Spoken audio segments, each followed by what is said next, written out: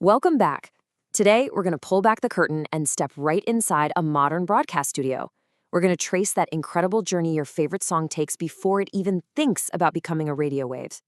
You'll see it's a really cool process, packed with technology that creates that polished, professional sound we all know and love. So let's dive in. All right, just so you know, this is part 21 of our 40-part series on modern broadcast transmission. Today's explainer is all about the magic that happens inside the studio walls.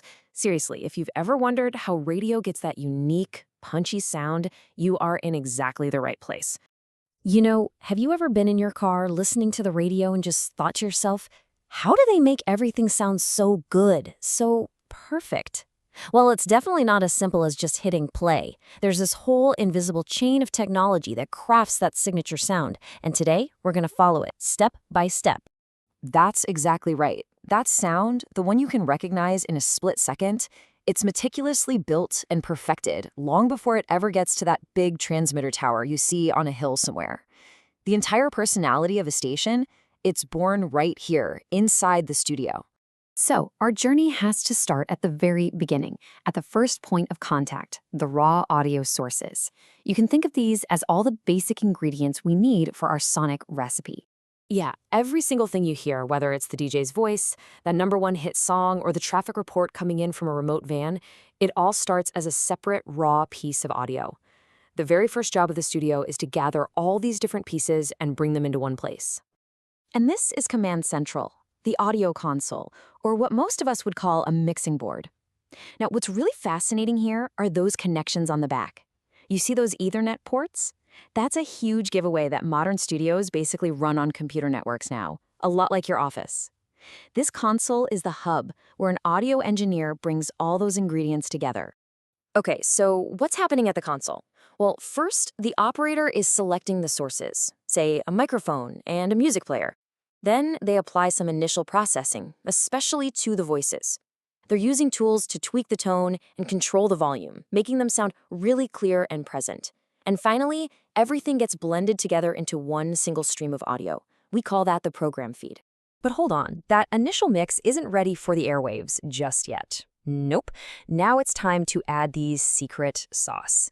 This is the final polish that gives radio that larger-than-life sound. And believe me, this next step is what really defines a station's unique character. We're talking about audio processing. The best way to think about it is like a super powerful digital toolkit that just sculpts the sound. Its job is to make sure the volume stays consistent, so you're not constantly grabbing the volume knob between a quiet song and a loud commercial. It also tames the loudest parts to prevent distortion. But most importantly, it gives the station its sonic fingerprint, that signature sound you'd recognize anywhere.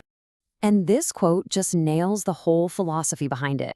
It's a real balancing act. You want the audio to feel powerful and energetic, like it's jumping right out of your speakers. But at the same time, you've got to control those wild dynamics, so a whisper doesn't get lost and a shout doesn't blow out your eardrums. It's all about consistency and clarity. Okay, so our audio is mixed, it's polished, and it's sounding amazing. Now, how does it get from the console to the next piece of gear? Well, in a modern studio, it travels on a high-tech digital highway. Wow, okay, this slide shows a massive leap in technology. Back in the day, connecting all the studio equipment meant a physical, tangled web of dedicated cables. If you wanted to change anything, it was a huge, huge headache. But today, it's all about audio over IP, or AOIP. The audio literally becomes data, just like an email, traveling over a standard computer network. This is a total game changer. It's cheaper, it's way more flexible, and you can reroute an entire studio with just a few mouse clicks. And this isn't some kind of Wild West situation. There are established standards that make it all work. Names like Livewire, AES-67, and Dante. You can think of them as universal translators. They make sure that a console from one company can talk perfectly to a processor from another company all over the same network. It's the key to building a truly modern and flexible studio. We are so close to the end of our studio tour, but there's one more critical ingredient we need to add to the mix. Because what you get from your radio these days isn't just sound, it's also data.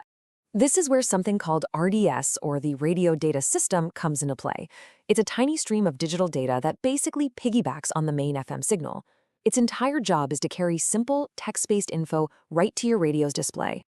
And here it is, the big aha moment. Have you ever been in your car and seen the song title and the artist's name pop up on the dashboard? That's RDS at work. It's that little stream of metadata sent all the way from the studio that makes your radio smart. So let's put it all together and see the complete package. What you're looking at here are two paths running in parallel.